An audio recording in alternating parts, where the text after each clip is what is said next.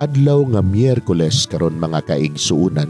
Petsa 23 sa bulan sa Hunyo, tuig 2021. Ang pagbasa kinutlo gikan sa Ebanghelyo sumala ni San Mateo, kapitulo 7, bersikulo 15 ngadto sa 20. Si Jesus miingon ngadto sa iyang mga tinud-an, pagbantay kamo sa mini nga propeta. Muanhi sila kaninyo nga murag mga karnero, apan ang tinuod sama sila sa bangis nga mga lubo. Mailhan ninyo sila sa ilang binuhatan, kay ang sampinit dili man mamungag ubas, og ang kadyapa dili usab mamungag igos.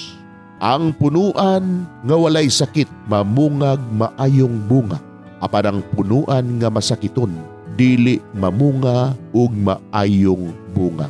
Dili makabungag walay pulos nga bunga ang punuan nga walay sakit, sama nga ang masakiton nga punuan dili makabungag maayong bunga. Ang matag punuan nga dili mamungag maayong bunga putlon og isugnod sa kalayo. Busa mailhan ninyo ang mga mini nga propeta pinaagi sa ilang binuhatan. Mga igsuon, ang Ebanghelyo sa Ginoo. Daygon ikaw, o Kristo.